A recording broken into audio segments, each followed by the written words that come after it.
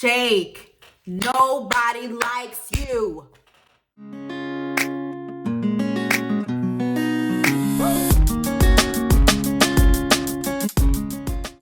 What is going on, everybody, and welcome back to Dear Ashley Grace. If you have not already, please go ahead and like this video. Also, make sure that you're subscribed to the channel and make sure you press that post notification bell so you know when I post videos next. All right, we're gonna get into it, okay? Love is Blind reunion. My God, this was the most toxic reunion of this show. Well, it's only the second season, but this was the most toxic reunion I've ever seen. Wow. Shake? Okay, we're gonna get to you. Shake was trying to take over the entire thing. From jump, he was just trying to get all his shit off so that no one else could interrupt him. And no one was even talking. It wasn't even his segment. And he had something to say about every single person's segment. It was so annoying. It got to the point where I just felt like he wanted to get out what he wanted to say and then leave. And I'm just like, sir, no. You don't get to just say what you want and then try to skedaddle. Like, that's not how this works. Y'all all gonna have to sit here for this hour plus or however long it took y'all to record this reunion. And everybody's gonna get in that ass. And that's what they did. Okay? No one likes you, Shake. Nobody likes you. All right? And it was so apparent during the reunion. During the show, I felt like, you know, he had some comrades with the guys. But I guess from them watching the show and how he spoke so terribly of Deep T, like everyone was just like, nah, like it's downhill. It's downhill for you at this point. Like no one liked Shake. And I was like, oh my gosh, like that is the overall consensus of everyone who watches the show. And I think a lot of that came from them being on social media now and be able to respond to commenters and really being able to see Shake for who he was. And that was a narcissist. That was a chauvinist pig. That was a person who was just so into himself and disrespectful of women. Shake does not like women. Shake likes to desire women. He likes to have his way with women and then discard of them. He was not deserving of Deep T. I'm so excited that Deep T stood her ground, that she chose herself, that she made it be very known that she did not give two F's in a bucket, that that man was not attracted to her. I'm so happy she made that vividly clear. And I'm happy that Nick Lachey and Vanessa also made it known to him like, hey, listen, you came onto the wrong show. This was not the show for you to come on to because you were here for something else. You were here for another look other than what this experiment was trying to provide, which was trying to find a connection with someone sight unseen, not trying to see how much they weighed or what size they were or if I can pick you up or any of those vain type things. And he was just like, I don't want anyone to make me or tell me how I'm supposed to see this experiment. And I want it, love is blurry and all this bull crap. And I'm just so happy that every single person on that panel called him out on his crap. Because before anybody else, before he even tried to call out anybody else, he was there for clout. He was there for a look. He was there to get notoriety. That's what he was there for. So if anybody was there for anything other than really trying to try out this experiment, it was him. And he completely showed his natural behind. Okay? Is anybody else shocked to see that Nick and Danielle, I think that's her name, that Nick and Danielle are actually still together? I was very shocked to see that. I was so sure that she would have self-sabotaged this marriage within the year. But I'm happy that they're working through it. If they are working through it, that's very great for them. I am a little surprised that they didn't speak on how she self-sabotaged the relationship throughout the season. They just talked about that one fight at the beginning in Mexico, and that was it. But they didn't talk about all the other smaller fights that they would have on camera.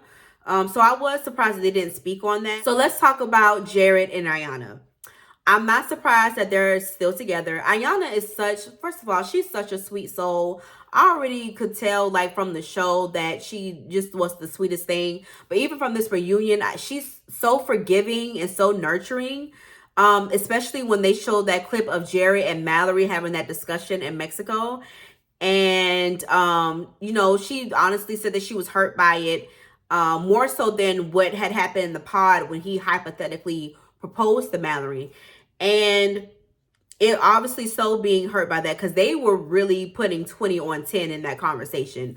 But she said that they had a conversation about it, and that Jared reassured her that that was wrong, and he apologized profusely about it. So that's good for them if she accepts his apology. Jared also apologized to Sal as well, because Salvador was like, that was disrespectful. Like, that conversation that y'all were having was completely out of line. He felt blindsided by Jerry, because when he first confronted Jerry about it, he feels like Jerry made it seem like it was a joke. But to him, when he saw it, it seemed like something very much so real, and that he was really trying to downplay Sal as a partner for Mallory. And Jared manned up, which I'm glad that he did, and apologized to Sal about that and how it looked and how it went much further than it would need to be. And Sal seemed like he was very forgiving of that situation. From this reunion, it really seems like Sal was really hurt. He was really invested, and he really wanted this situation with Mallory to work. It seems like it's still very fresh to him, even after almost, or I think it's been a year since they filmed all of this. And you can tell that he really is still hurt by the situation with he and Mallory. Mallory seems as if she's moved on. But I think there were some things that happened between them that we weren't privy to, or we never got to see during filming. And he made mention of it, but he didn't go into detail about it. And I feel that between the two of them, he probably feels the most slighted or jaded, even though he's the one who said no to her. I feel like she was able probably to move on a little more quickly.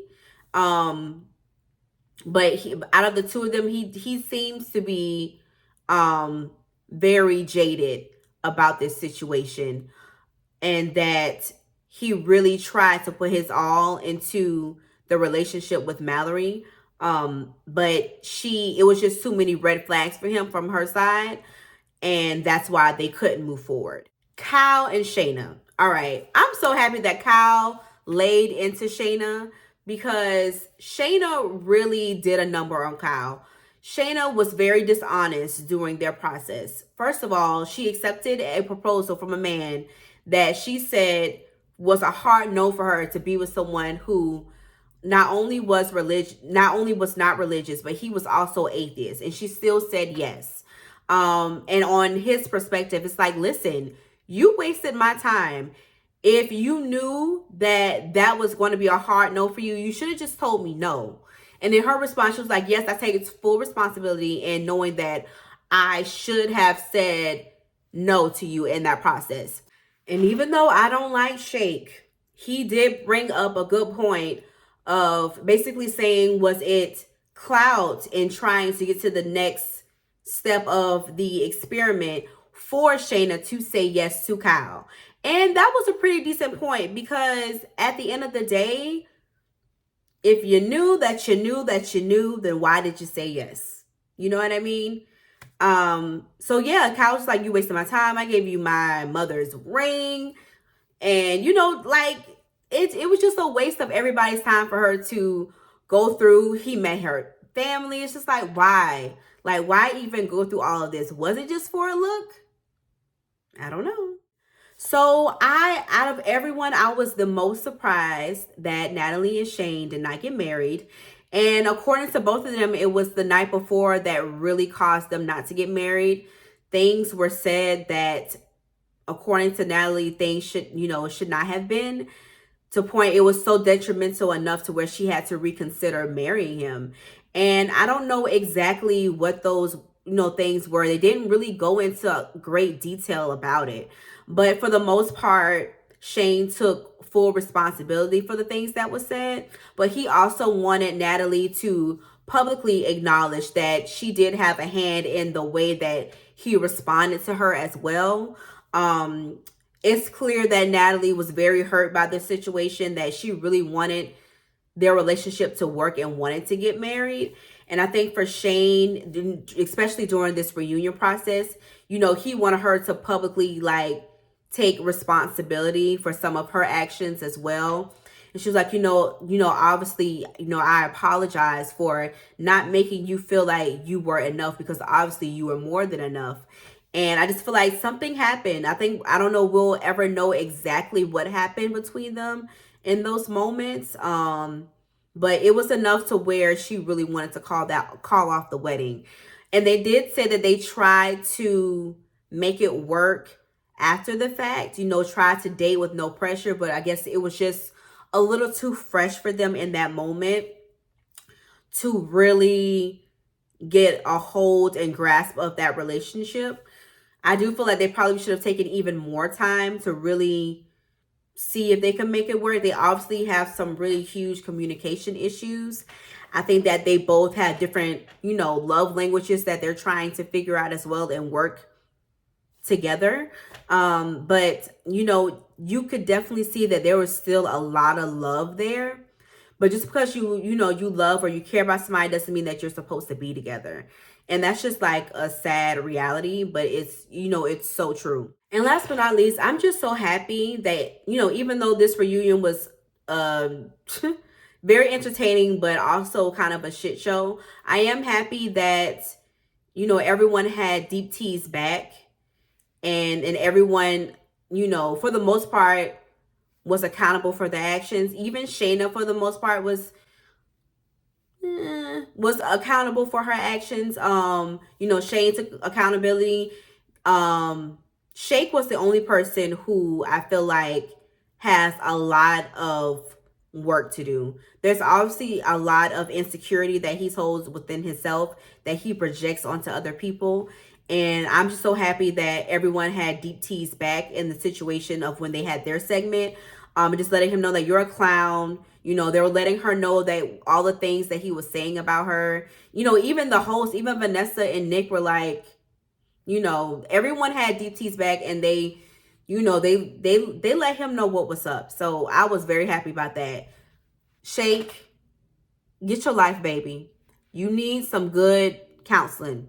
Like my good sister Ayana said, you need some good counseling with that narcissist energy that you have, baby. And I hope you get it.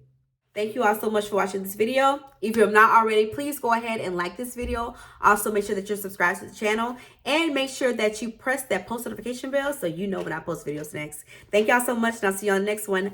Bye.